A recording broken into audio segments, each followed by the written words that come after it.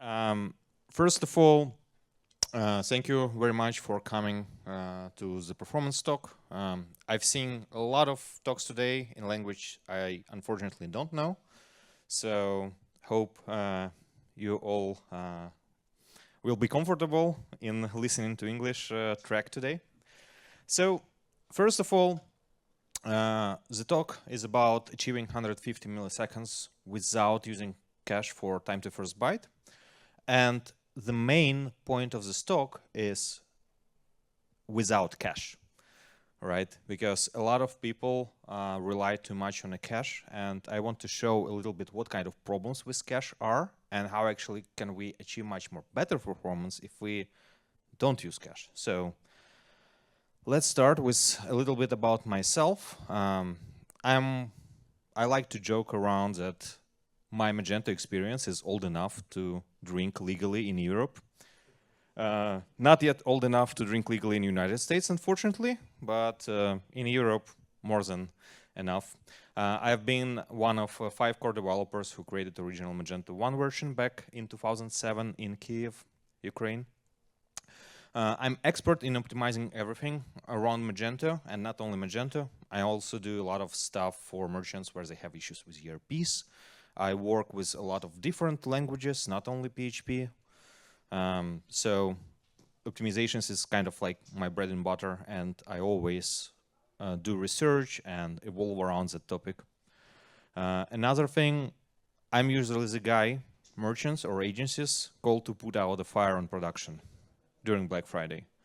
I not always pick up the phone because I usually have a line of people who need this kind of stuff to be fixed. And another thing, I'm very passionate about Magento as an open source product. And I want to make sure that the standard Magento open source community has the same access to performance optimizations as whatever huge merchants might be there. So let's talk a little bit about cache. How many of you use a lot of cache storage on a server?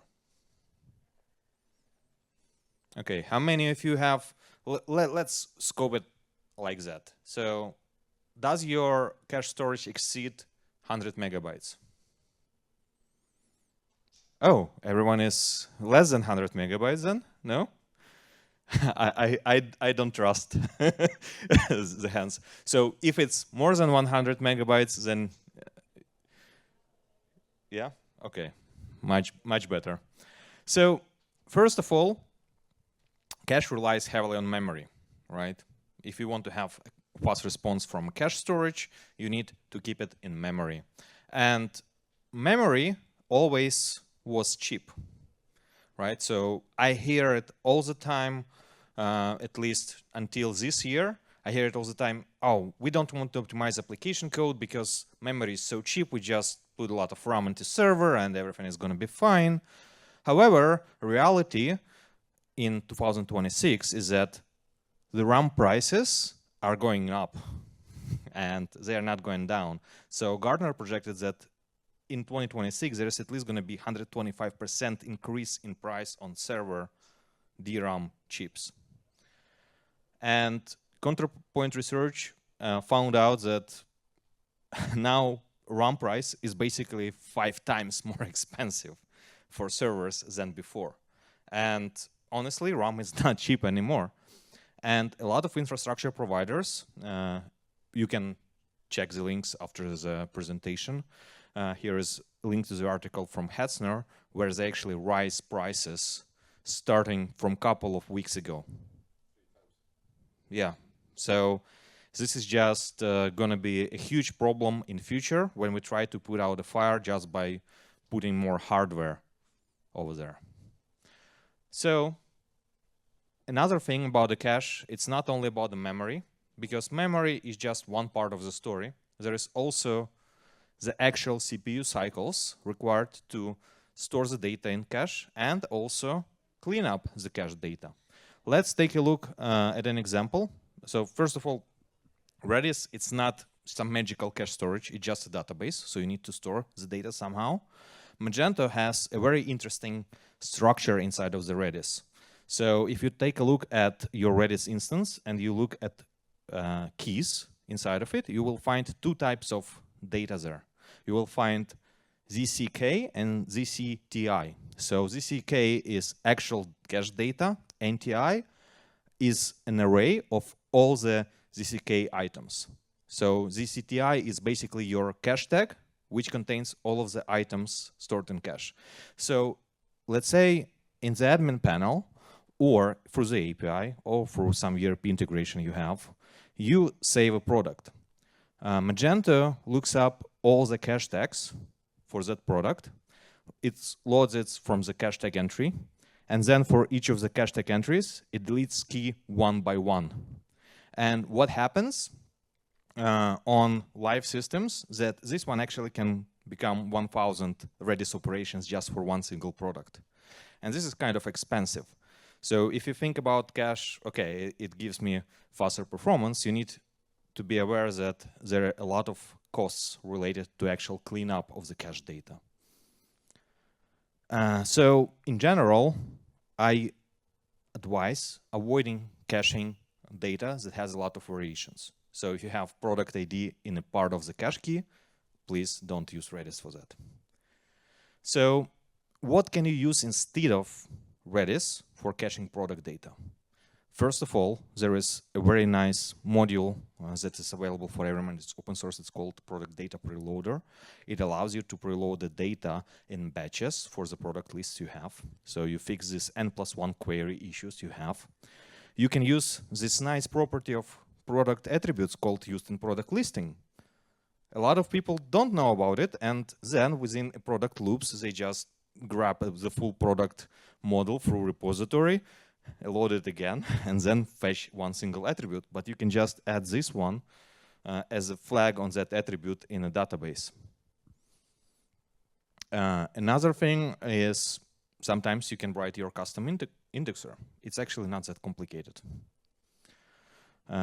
So let's dive deep in a little bit into the different cache types, so we can understand why I'm talking about 150 milliseconds possibility. If we take a look at Magento, in Magento there is two types of caches. There is one cache that happens every single time you visit the page, so it gets stored in Redis, and there is another type that is build-time cache. Anyone knows about build-time caches? How many do we have in Magento? For now, only two. It's dependency injection files through setup.di compile and Zim files that are being static. That is a static content deploy. And the runtime caches is basically everything else. Configuration, layout structure, collection data, block HTML, full page cache. So from this left column, from the runtime cache, we can improve situation a little bit. So let's take a look at configuration cache. The configuration cache is very complicated story in Magento, because in the original days we didn't have compilation step, so everything was stored in Redis in Magento 1 days. And during development of Magento 2, there was introduced setup.di compile step, right? Where we compile everything, we read all the XML files, and we can store it in precompiled structure. But in standard Magento, unfortunately, it is not the case. So in standard Magento, with configuration cache, we have, first of all, a lot of data stored in Redis. So if you have 3 store views, it's going to be at least 700 kilobytes on vanilla Magento, without all the extensions you might have. Then 99.9% of all of the data in Redis cache is coming from XML files. And 99% of the time is also spent on reading those XML files. The actual time on reading the data from the database, anyone can guess how much time it takes? Less than a millisecond. So if we precompile and move all this XML file read operation from runtime to build time, we can just include this PHP file on each page. We don't need to regenerate this XML structure all the time. And we can just load the data from the database without any cache at all. It's just one single query for that specific store view. So let's take a look at another cache that I have in that column. It's layout cache. Anyone run out of Redis memory on production because it was growing constantly like that? Okay, I see some hands. So problem with the layout cache, it's not unique, but it's duplicated for each single product and each single category. So let's say you have a category, and that category has a lot of products. For each of the category, you have a separate entry inside of the cache. So let's say you have a sales category, you have women category, you have a separate layout cache. It's basically full page cache, but for layout. So every single URL has a separate entry, almost. A little bit less, but because it ignores filter parameters. And most of the layout is actually the same across all of the categories. There is only a couple of pages you can use, like widgets in Magento in order to add additional block, but it's still something that we have the same for all the pages. There's only small difference. We can process it at runtime. We don't need to have a separate cache entry for that. And on large catalogs, I see it a lot. 20 gigabytes, very easily achievable with just layout cache itself. So what would be the better approach? Again, we have setup.di compile now in Magento 2. So what we can do, we can store each merge layout handle as PHP include from XML files. We don't touch database, only stuff that is stored on disk. Then we load the data from database directly for widgets, and we process it at runtime. It's much more smaller scope of XML file structure that we need to parse than all of the XML files that exist on our file system. And now let's take a look at the third point from that left side. First of all, block HTML cache. Block HTML cache, in my opinion, is like a set of crutches. You just use it to hide a slow code behind it. So here's an example of price block cache. It also grows with number of products you have in a catalog. And it also too volatile. So if you sell a lot of products, the price cache is going to be flushed quite a lot, because as soon as the product inventory changes, price index might get invoked, and that price index will flush this type of cache. Better approach would be batch loading of tier prices with a preloader, batch loading of catalog rule prices with a preloader, and use minimum and maximum and final prices aggregate from child products of configurable and bundle products, right? So you can write a query that would aggregate the data for the current set of products itself. Here's another example of block HTML cache that can be improved is top menu, right? We know it has a slow generation if you have a lot of categories, especially if you have mega menus that you build sometimes. There would be a better approach actually just to move it to ESI include by specifying TTL attribute inside of the layout file. And then that cache is living completely separately from your actual page generation, and you cut down a lot of milliseconds from rendering. However, there is another problem that I'm going to cover in full page text, full page cache section of the slides. Another thing you can do, you also could remove this like condition inside of the query to build the tree-like structure of all the categories by using another type of index for that. So let's take a look at the full page cache. So keywords of full page cache are that it is actually a mask where you hide all of your performance issues usually behind, right? So as soon as the full page cache gets flashed, you uncover terrible backend behind it. Another thing is that, let's be real, most of the pages in full page cache right now are generated by bots, not by actual users, right? So there is higher possibility that bots will actually evict good cached pages that your visitors visit and you want to improve because you don't have enough memory on your server. And we know memory is now expensive. And another thing, that single product update, again, has a huge blast radius because all of the cache tags you have associated with that product will be flashed in full page cache. And given that we are living in an age of high personalization with AI, a lot of customers want to have own listings of products. And basically, full page cache is not scalable anymore for such merchants. So we live in a situation where, let's go back, where cache hit ratio might not be high anymore because we have too many personalized content that we cannot adjust. If you have like different lists of products based on different customer profiles, then it's going to be a huge problem. So that's why we need to rely less on full page cache and rely more on actual backend performance. So if you ever work with ESI includes in Magento, you might not have noticed, but Magento has a really terrible issue.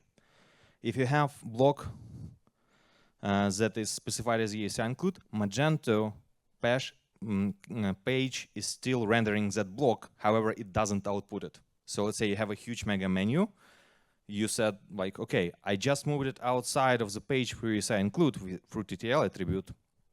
You're still gonna have it rendered. But there is a simple fix for that. You just create a plugin on this method in Magento layout where you render non-cached element, and you create a plugin around that, and it will allow you to remove this rendering process from a page. On medium merchant, it removes at least 400 milliseconds of rendering time on large menu structures.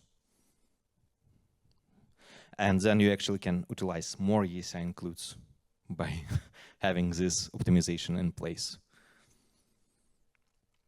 So what kind of goals I want to bring in this talk for you to think about, and what is actually underway in some of the open source stuff that I'm working on, is getting rid of all of those caches in the left column and leave as a runtime cache only full page cache, and keep the rest of the things that can be built during the build process to keep it there. So configuration, layout structure can be already pre-built during the deployment process. We don't need to have it as a part of the runtime cache. So the full page cache still is going to be there. We're still going to live with it. It's a good scaling solution, but it's not a good solution to hide your performance issues behind. So another honorable mention, there is not only N+1 issues in Magento where you have a lot of database queries. If you take a look at array functions in any kind of profile traces, you will see that a lot of array key exists, isArray, array values, array filter, array merge are happening. A lot of those calls are actually coming from the DI container of Magento, because Magento tries to merge all of the arguments of the classes during instantiation. And when you have big project, you will see that those numbers actually impact performance a lot.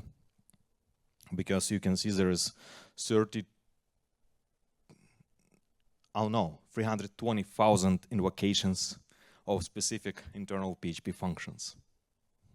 And array functions in PHP are usually allocating memory, and allocation of the memory in the PHP itself takes time because it's a system call to allocate some memory for that data. Another thing, layered navigation filters. Those are also quite slow to render because a lot of times every single option that is shown, Magento tries to load the option text label from the database via a single query. So you can optimize that as well through preloading. Not through product preloader module I have, but you can create a plugin around the filters. So, given all of those issues, I created a proof of concept, and the proof of concept has quite good results already. So you can see from the sample traces of different category pages, you can see a lot of the pages are less than 150 milliseconds. Of course, there is some cases where it's still 200 milliseconds because it depends also on op cache as well of PHP. But what I want to show you is that actually it's possible to achieve without the cache. You can achieve 150 milliseconds response time, because cache prevents you from actually fixing the problem underneath, because the problem underneath is usually a lot of database queries and those array functions. So here is some things that I'm running. I'm probably going to migrate soon from GitHub, because GitHub is not really doing good stuff nowadays with Microsoft acquisition. But I have a sponsorship program. I have a couple of sponsors that are supporting me through offline means, not through GitHub itself, but through direct access to my company. I just invoice them. And one of the things that sponsorship program gives you is easy access to cutting-edge build optimizations early, before they're released to the public. You also receive a lot of preloaders that I wrote before, and you have some tweaks tailored specifically for Adobe Commerce. So, thank you, and if you have any questions, do we have time for the questions? Okay. Anybody questions?